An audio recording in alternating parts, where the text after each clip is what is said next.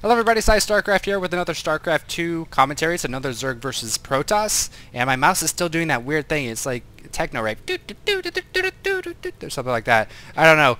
But my opponent this game is going to be Brossiah. Pretty awesome name, I must say, from the TRG clan.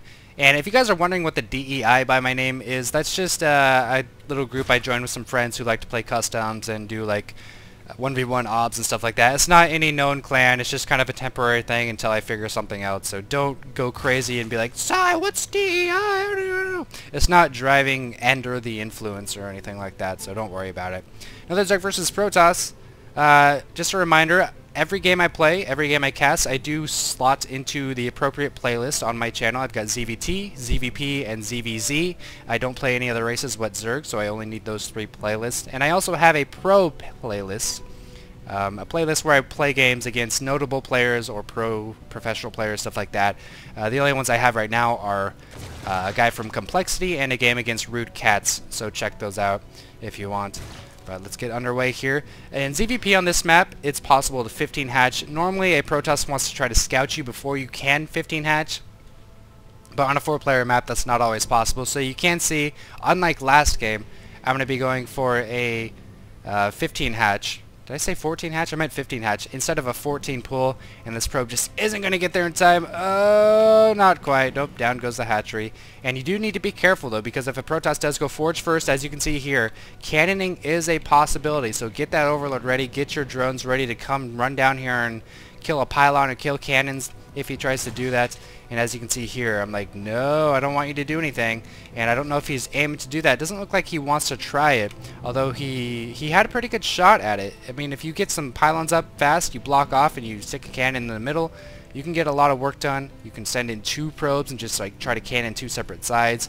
It's kind of a crapshoot, but I'm pretty confident in my abilities to fend off a cannon rush, which is why I like to choose to go for the 15 hatch, even if my opponent does go forge first. So yeah. Also, if you do fend off a cannon rush and they lose like a lot of cannons without canceling them, or they're forced to make a lot of pylons or something like that, and I just answered that question, sir, you pretty much win the game if you fend off a cannon rush. I've actually had a lot of people just rage quit after unsuccessfully trying to cannon rush a 15 hatch as a Protoss player, so it's just a lot of fun. I think it makes the games more entertaining. Plus, if I do get the 15 hatch up, I feel very confident with the way I do my builds, and I think I have an advantage as well. So we do see a Nexus coming after that forge. He probably didn't need a super early cannon, but you know, he's going to need one eventually anyway, so he throws that down. Gateway as well. And now I'm going to be saturating my natural. You don't need to transfer drones in a 15 hatch. You can leave your drones on your minerals. I do like to get my gas going around 18 supply, and my first 100 is going to be spent for Zergling speed, my second 100 is going to be spent for Overlord speed, and other than 4 Zerglings and those 2 upgrades, you're just going to be droning super hard. Now, you might think that getting this gas is going to affect your economy, your mineral economy a ton, but it actually doesn't as much as you would think, because, like I've said before, the Ling speed and Overlord speed are very safe opening abilities to get, and it lets you just drone them crazy hard. I do like to get a Macro Queen for my creep spread, and just drone them as much as you can, as fast as you can. Make sure not to supply cap yourself. I should have an Overlord popping any second here. 34 out of 36, and I need to be making some drones. There's the Overlord. Lots of drones on the way. We can see 5 more drones as well as Zergling speed.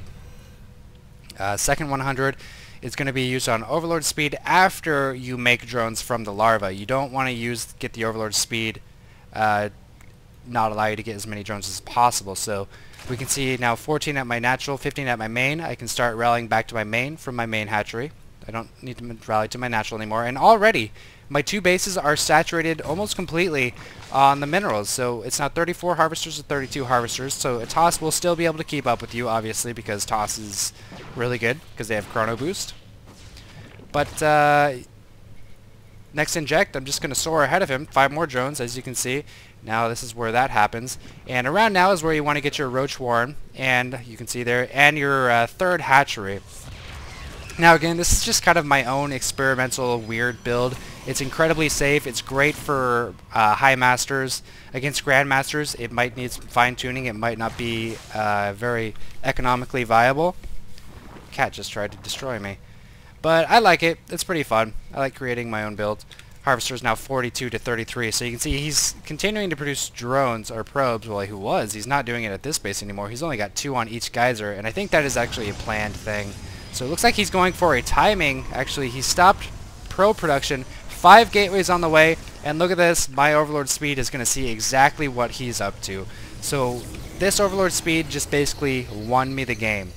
Well, I probably shouldn't say that until the game's actually over, but I know it's coming now. And like in a lot of situations, this is essentially a win. Scouting this 5 gateway is essentially a win because he's cut all probe production in an attempt for this 2 base to work. Now I do have 7 roaches on the way as well as roach speed. Of course I'm not going to be producing any more drones because I know exactly what he's sending at me, and I'm getting burrow as well. A lot of times all you need to thwart a 2 base gateway timing is roaches with burrow, and that's exactly what I'm doing, unless it's Sentry Immortal of course, but Sentry Immortal comes a lot later than this.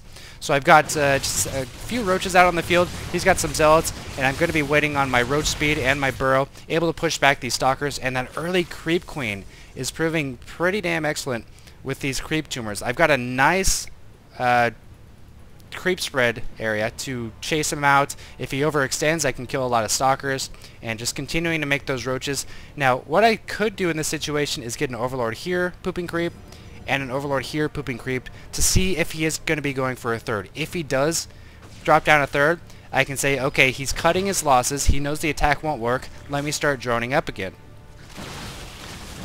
But of course I don't have any Overlords there, so I'm not going to be able to tell, unfortunately. And this was kind of a frustrating situation. I kept trying to like attack move, and I kept clicking on the freaking plates. See, watch these roaches. Like I keep clicking on the plates, and so they're like running over to the plates, and I'm like, what the fuck are you doing, roaches? It was really frustrating. But of course roaches on creep are very good against gateway armies without force fields, and I'm going to be chasing down a lot of these stalkers with my roach speed. I do have burrow as well. Picking off. I can't see, cat. You're gonna have to move. Holy crap, you are a fatty. Oh, sorry. He's okay. She's okay.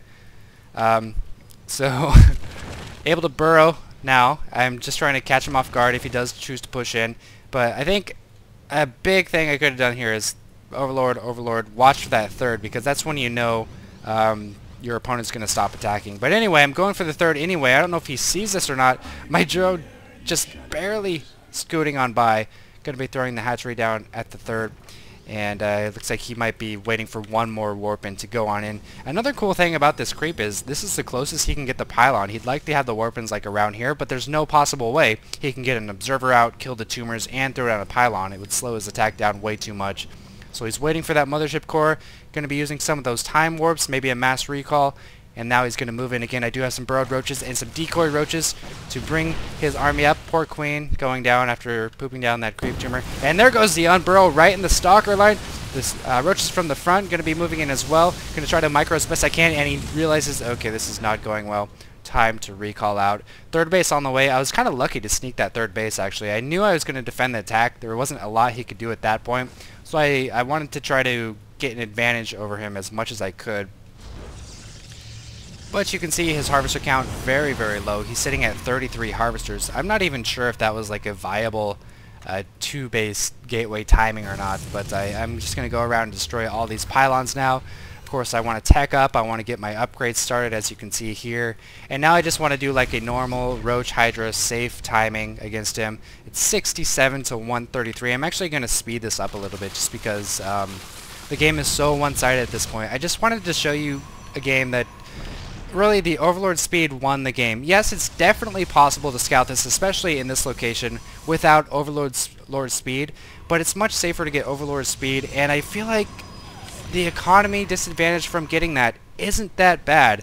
I do need to play some higher level players, but I actually played a few Grandmasters yesterday when I was laddering, and I used that build, and I did very well against them. I did lose both of those games, unfortunately. And I should cast one of those.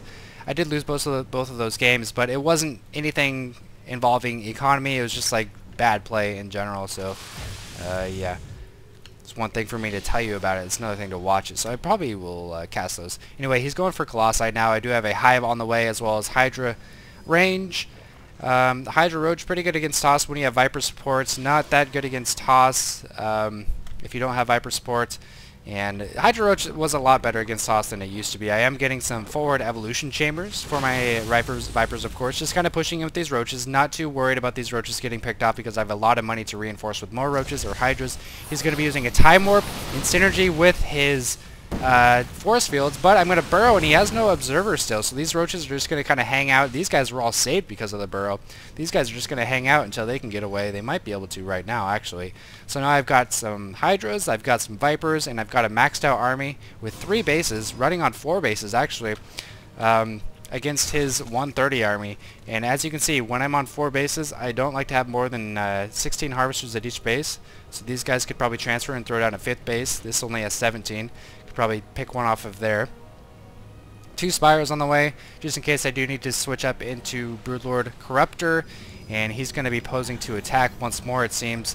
Got a oh no! Oh, I was going to say, you better not leave that Colossus inside that Warp Prism. These Vipers sucking up the energy, and remember, 150 energy to use Abduct twice, 200 to use Blinding Cloud twice, of course 175 to use one of them each. He's going to be going for my 3rd base. I'm going to be advancing on creep. He doesn't have a lot of force fields, so this Roach Hydra army is going to be pretty damn effective. These Hydras, or these Vipers rather, need to get the Abducts in, but he is moving the Colossi back, so very smart, trying to dodge the Abducts from the Vipers. This guy is pretty weak. He might get sniped here in a second, but no, I am still going to get the Abducts in. Make sure to try to focus down these Colossi once you do Abduct. Could probably use some Blinding Clouds, another Abduct going down. Need some Blinding Clouds on these Stalkers, though. I'm not seeing any of them, but this Roach Hydra army is so strong right now. These Vipers now running away. Okay, and he's just going to rage quit. I did have 1-1 upgrades to his 1-0. I almost had 2-2. Might not have been a bad idea to wait for the 2-2, but I didn't want to lose this hatchery. And definitely should have used a couple of Blinding Clouds with the Vipers. So D for Abduct and B for Blinding Cloud. That would have given me a little bit more edge in this battle, but as you can see, I had enough already. So that's the power of scouting with Overlords. And stopping any 2-base timings with Burrow Roaches is really effective. Now, if he goes Immortal Sentry, I don't think Burrowed Roaches would work. You'd probably need Hydroling or Swarm Hosts. And of course, you would have time to get those because the Immortal Sentry comes a little bit later. So I hope you guys learned a little bit from this video. Supplement your Roach Hydra forces with either Corruptors, old school style, or Vipers if you want to stop these kind of timings. So that's going to be it. Thanks for watching.